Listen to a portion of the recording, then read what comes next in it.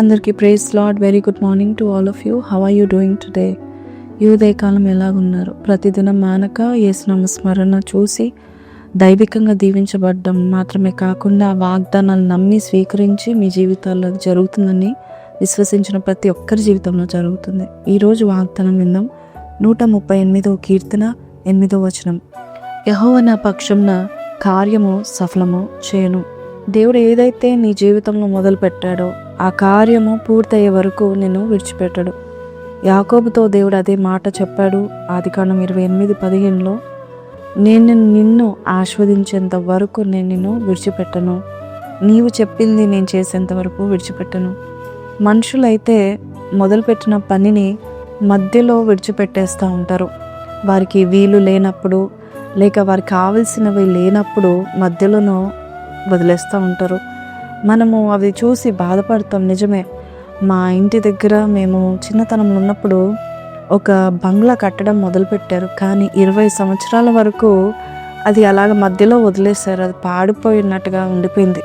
అది చూసినప్పుడల్లా బాధ అనిపించేది మా ఇంటి వారికి అందరికీ కూడా. సో మన జీవితంలో మనం ఏదైతే మొదలు పెడతామో మన శక్తి సరిపోకపోతే, మనకి సహకరించేవారు లేకపోతే మధ్యలోనే మనం విడిచిపెట్టేసి అలాగ వెళ్ళిపోతాం. కానీ దేవుడు అలాంటి వాడు కాడు. నీ జీవితంలో ఏదైతే దేవుడు మొదలు పెట్టాడో ఆ కార్యం సంపూర్ణం చేసేంత వరకు విడిచిపెట్టాడు. అంత గొప్ప దేవుడు అండి.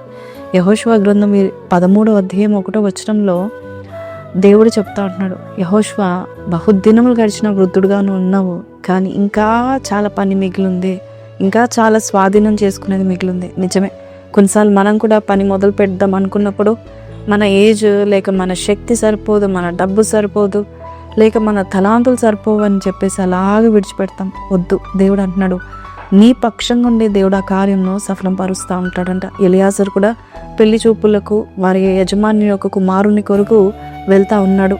అయితే ఆ పని సఫలం చేసే అంతవరకు అన్నం తినలేదంట. ఆ పని కంప్లీట్ అయ్యాకనే, వారితో మాట ముచ్చట అయినాకనే ఆయన భోజనం చేసినట్టుగా తిరిగి మరి ఇస్సాకు భార్యను తిరిగి తీసుకొచ్చినట్టుగా మనం చూస్తూ ఉంటున్నాము. ఎలియాజరు కూడా చాలా ప్రార్థన పరుడు, పరిశుద్ధాత్మ సాదృశ్యం కలిగిన వాడు. మరి తండ్రి చెప్పిన పనిని కంప్లీట్ చేసుకొని వస్తాడు. ఈరోజు నీ జీవితంలో కూడా ఏ పని అయితే ఆగిపోయిందో దేవుడు నీ పక్షం నుండి ఆ కార్యంను సఫలం చేస్తూ ఉంటాడు. నీ శక్తి సరిపోదు, నీ పేరు సరిపోదు. కొన్నిసార్లు కొంతమంది పేరు చెప్తే ఆ పని జరుగుతుంది.